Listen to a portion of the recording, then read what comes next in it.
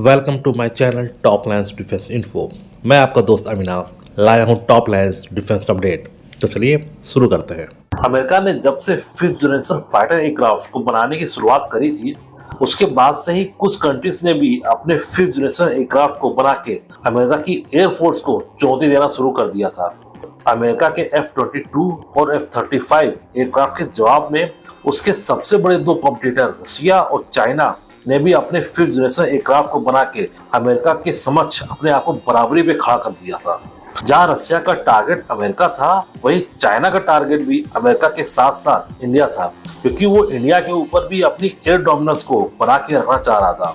जहां चाइना अपने fifth generation aircraft को बना रहा था, वहीं इंडिया भी अपने पहले 4.5 जनरेशन के एयरक्राफ्ट तेजस को बनाने की कोशिश कर रहा था। और ये बात इंडियन एयरफोर्स और इंडियन गवर्नमेंट भी समझ चुकी थी कि वो एडवांस एयरक्राफ्ट की रेस में चाइना से काफी पीछे रह गए हैं और इस गैप को जल्द से जल्द भरना जरूरी था।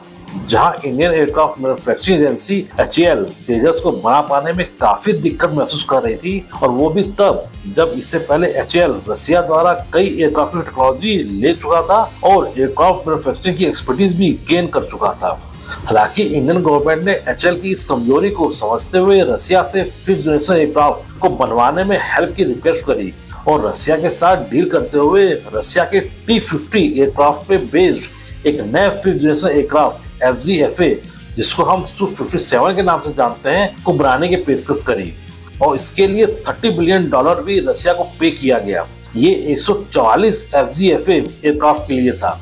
हालांकि बाद में रशिया द्वारा सेंसिटिव रशियन टेक्नोलॉजी को इंडिया को देने से मना कर दिया गया और इंडिया ने भी Su-57 में काफी कमियां बनाते हुए 2018 में इस प्रोजेक्ट से खुद को अलग कर लिया। हालांकि जब इंडिया ने FGFA प्रोजेक्ट की डील को साइन किया था कि सेंसिटिव रशियन टेक्नोलॉजी के साथ साथ रशिया इंडिया के MCA प्रोजेक्ट को भी डेवलप करने में हेल्प करेगा, जो कि रशिया द्वारा नहीं किया जा रहा था। फिलहाल 2018 में FGFA प्रोजेक्ट से अलग होने के बाद ही ADA ने सीरियसली MCA पे काम करना शुरू किया। हालांकि Su-57 को इंडियन एयरफोर्स में इंजेक्ट करवाने के चक्कर में काफी समय बर्बाद हुआ और इसी बीच कुछ और देशों ने भी अपने फिफ्थ जनरेशन एयरक्राफ्ट के डेवलपमेंट में काफी तरक्की की, जैसे टर्की का कान, चाइना का second fifth generation aircraft FC-31 और साउथ कोरिया का KF-21।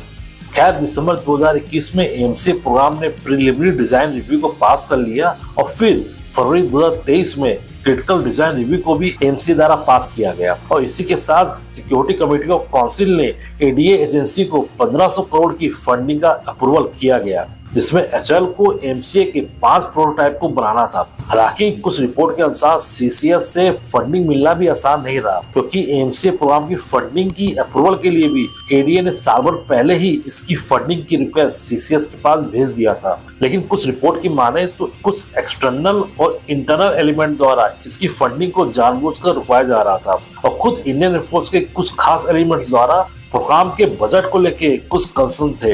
हालांकि ये बड़ी ही शॉकिंग न्यूज थी, क्योंकि शुरू से ही इंडियन एयरफोर्स द्वारा MCA को बैक किया जा रहा था और ये प्रोग्राम इसका प्राइमरी एजेंडा था, क्योंकि इस प्रोग्राम के सक्सेस और फेलियर होने पे इंडियन एयरफोर्स ही सबसे ज्यादा इफेक्ट होने वाली थी। पहले से ही लेट चल रहे MCA प्रोग्राम को और लेट होते देख ADA ने डायरेक्ट प्राइम मिनिस्टर ऑफिस को अप्रोच किया और फंडिंग की प्रॉब्लम को लेके अपने कंसर्न को भी PMO से अवगत कराया, जिसमें ये बताया गया कि अगर अब इस प्रोग्राम में और लेट होता है तो फिर ये प्रोग्राम का औचित्य ही खत्म हो जाएगा, क्योंकि फिफ्थ जनरेशन एयरक्राफ्ट प्रोग्राम में इंडिया सबसे पीछे चल रहा है और कुछ कंट्रीज ने अब सिक्स जनरेशन एयरक्राफ्ट पर भी काम करना शुरू कर दिया है।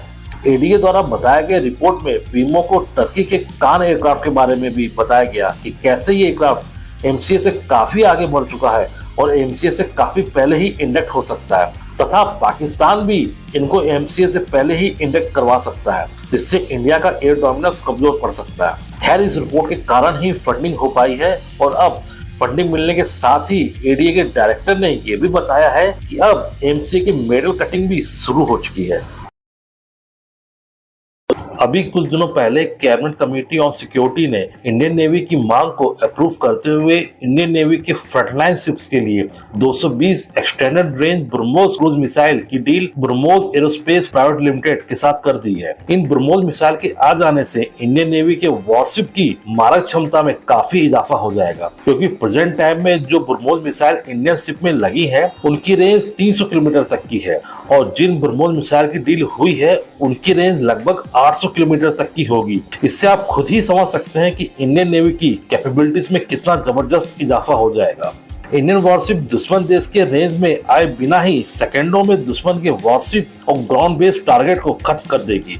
क्योंकि ब्रह्मोस मिसाइल की स्पीड मैक 3 होती है, तो अभी तक कोई भी ऐसा एयर डिफेंस मिसाइल सिस्टम नहीं बना है जो इन ब्रह्मोस मिसाइल को अपने टारगेट पे पहुंचने से पहले ही नष्ट करने की क्षमता रखता हो। और इसका प्रमाण अभी कुछ दिनों पहले एक्सीडेंटली फायर हुई ब्रह्मोस मिसाइल जो पाकिस्तान के एरिया में 124 किलोमीटर अंदर तक चली गई थी, जबकि पाकिस्तान ने अपनी सुरक्षा में चाइना से रिसेंटली एक्वायर किए गए air defence system HQ-9 system को रखा था, वो भी ब्रह्मोस को ट्रैक नहीं कर पाया। चाइना भी ब्रह्मोस मिसाइल को ट्रैक करने की कई बार कोशिश कर चुका है, मगर इसकी स्पीड के आगे चाइना के रडार ही काम करना बंद कर देते हैं।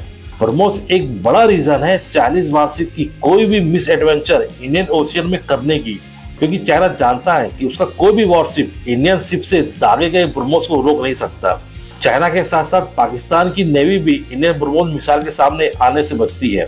ब्रह्मोस को तो छोड़िए, पाकिस्तान को आज भी इंडियन नेवी द्वारा 1971 में चलाए गए ऑपरेशन ट्राइडेंट और ऑपरेशन पाइथन याद होगा, जब इंडियन मिसाइल बोर्ड ने पहली बार एंटी शिप मिसाइल का यूज करके पाकिस्तान नेवी को बड़ा नुकसान दिया था। तो इन ब्रह्मोस के सामने पूरी पाकिस्तानी नेवी का खत्म होना तय ही है। अब बात करते हैं इंडियन नेवी की दूसरी ताकत naval anti defence system Barak 8 की। Barak 8 missile Israeli aerospace industry और DRDO के द्वारा जॉइंटली डेवलप की गई है। हालांकि बराक 8 मिसाइल इंडियन नेवी के लिए नई मिसाइल नहीं है। इससे पहले इंडियन नेवी बराक 1 का यूज अपने वॉरशिप में करती ही आ रही है। 2007 में इंडिया और इजराइल ने अपनी अपनी नेवीज के लिए एक नई और लॉन्ग रेंज बराक मिसाइल पर काम करना शुरू किया था। बराक 1 जहां केवल 12 किलोमीटर तक की एरियल थ्रेट को खत्म कर सकती थी, वहीं नई बराक 8 की रेंज 70 किलोमीटर तक की है और अब इंडिया इनकी रेंज 150 किलोमीटर तक बढ़ाने जा रहा है, जिससे बराक एक्सटेंडेड रेंज मिसाइल का नाम दिया गया है। इंडियन नेवी अपने मोस्टली सभी वॉरशिप में इनका यूज कर रही है, चाहे वो कोलकाता क्लास डिस्ट्रॉयर हो या फिर विशाखापट्टनम क्लास डिस्ट्रॉयर। इसके साथ ही ये दोनों एयरक्राफ्ट कैरियर पर भी एक्टिव हो चुकी है। बराक 8 मिसाइल करंटली बनने वाले नीलगिरी क्लास फ्रिगेट पर भी लगाई जाएगी, जो कि 7 की संख्या में बनाया जा रहा है। ब्रह्मोस और बराक 8 मिसाइल एक ऐसा डेडली कॉम्बो इंडियन नेवी के पास है जो किसी भी दुश्मन मुल्क के द्वारा की गई गलत इरादे की कार्रवाई को जहां एक मिसाइल रोक देती है, वहीं दूसरी मिसाइल अटैक करके खत्म कर सकती है और इनसे पार पाना किसी मुल्क के लिए आसान नहीं होने वाला। इसी तरह की डिफेंस न्यूज और फैक्ट्स की रेगुलर अपडेट पाने के लिए मेरे चैनल को लाइक और सब्सक्राइब जरूर कीजिए और हाँ, बेल आइकन दबाना मत भूलिएगा। जय हिंद।